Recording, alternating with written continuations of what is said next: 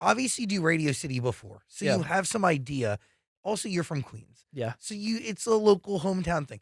But somebody has to be crazy enough to be like, I think it's time for MSG. Was it you or was it somebody else?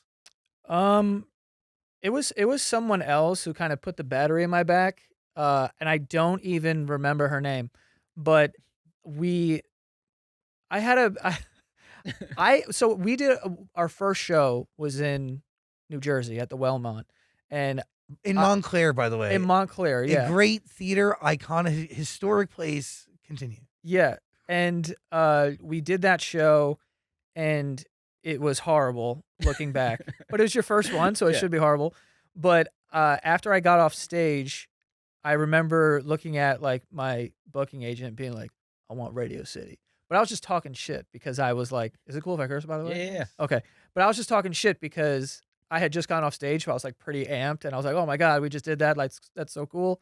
And then that ended up happening where we did get Radio City at the end of that tour. So it was like, yeah, our first tour. It was like You our start at the Wellmont, yeah. and then you wrap up at Radio City. Yeah, we did 2 shows at Radio City to wrap up, in that October. So So I'm just, what changes, because the Wellmont is a m- much smaller venue than Radio City, yeah, I believe that Wellmont is probably 1,500 people. and Radio City is like 8, I think. I think it's 10? 6. 6? Yeah, Okay. yeah. But I mean, it's That's a lot bigger. it feels like 100, Yeah. like, because it's a massive room, and it's just like the whole back wall is just layers of people, and yeah, it was very strange. It was a very strange feeling walking in there because we shot a promo video where we did like a little documentary talking about like the journey up until that point, and because I started on YouTube, and it's just like a long thing that I've been working towards. Not that I was working towards Radio City per se, but it getting to that point felt very insane. And then walking in to do the promotional video, it's like obviously empty. And I'm walking around the seats and I'm like, dude, this is not, how is this happening? Like, what's going on? And it was such a strange feeling. Being on the stage is even crazier because the stage is massive. Like, it feels like it's a giant open field. And we wanted to do the elevator. It was so cool. Yeah, the elevator that Yeah, I comes saw up. it. They were also like, no one really does this, and I'm like, this is the whole reason we're here Yeah. is to do the elevator. But yeah, that was such a cool thing as well. But I can't even explain it. You kind of just black out there because if you think about it too much, you're like, what's going on right now? But the jump from there to MSG also is insane. Oh, the whole reason why I even brought this up after Radio City, or sorry, prior to the show, we were celebrating like the first show because we did 2 sold out nights at Radio City, and there was a woman there from Live Nation, and she was like, "Hey, next year MSG," and I was like, "Yeah," but then afterwards I was like, "Oh wow, like that's a possibility." Like it's around with the stage, I think it's 13,000 seats in MSG, so I'm like, that's a real possibility. We'll see how the next year can go because obviously your relevancy or whatever everything could be taken away or you could just kind of dip or whatever. And then when we were booking the next tour, it became a real possibility and we were like, "Hey, can we do it?" And there was kind of like a back and forth. There was a couple other people that were trying to get that date and then someone passed on it. So they're like, "Hey, it's yours." And I was like, "Yeah, we'll take it." And then they were like, "Okay." And then I hung up and I was just kind of like, "Oh fuck." Like now I got to do that. Like Now it's real. yeah, I was like, "Oh shit, man." And that was like another just that one hasn't really processed that much. Like I can acknowledge that not a lot of people get to do that and we were able to sell it out too, which is Crazy. I can't even really I went to NoahCon at MSG before our show and it wasn't even locked in yet that we were going to be able to do. Oh, actually, it had just been locked in.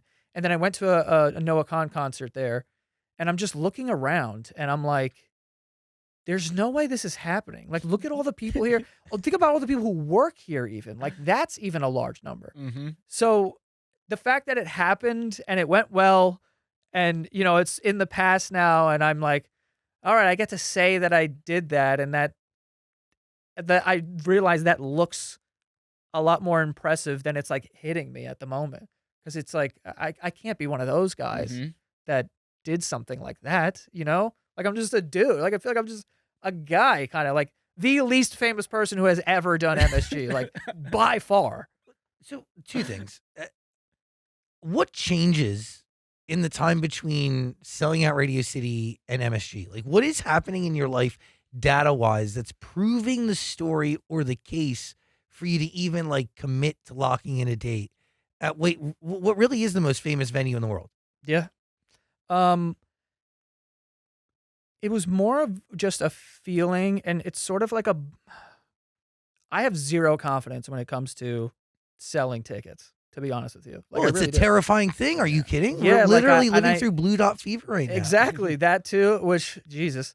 But every time, even if we put out a show and it sells out really fast, the day of the show, I'm like, "Are they gonna come?" Mhm. Like, I don't know if people will be here. Or something like, did bots buy a bunch and there's just gonna be, you know, sections where there's nobody there.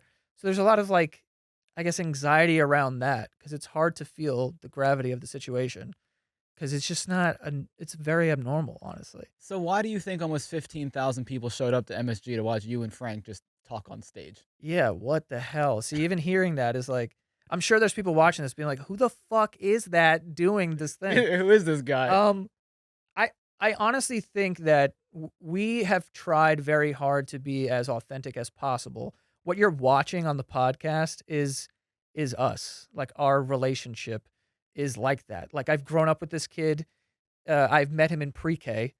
Our moms have the same birthday. He lives 3 blocks from me, and we have the same lifelong friends, and there's just a lot of, like, I guess, reps that you do without even thinking about, like, content or whatever.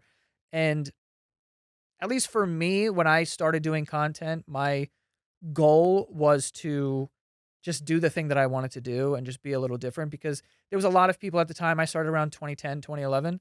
There was a lot of people doing YouTube videos at that time that were all kind of doing a very similar thing, and I just wasn't into it. I didn't feel like the demographic that would watch it. So I'm like, I'm gonna do something different. Like, I think that I'm gonna bring like a New York edge or some shit to this.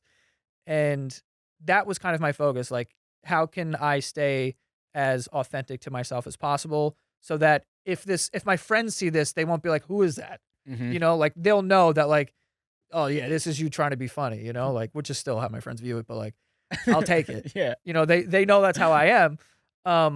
And even to this day, like, if people see, like, if me and Frank are hanging out and we're at like a dinner or something, and then we start getting going, people are like, oh, they're doing the show now.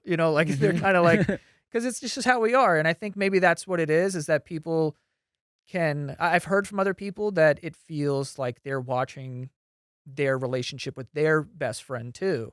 And it just feels very authentic because a lot of the show, there's not a lot of preparation. It's like we'll have safety nets, topics of, like, if we run out of that conversation, we can get to that. But m- an overwhelming majority of the show is on the fly.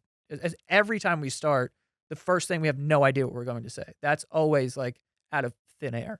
And then we'll get to like a safety net maybe. So I think maybe that's what it is. I'm hoping is the authenticity that I'm like desperately trying to convey is what people feel attached Mhm. to.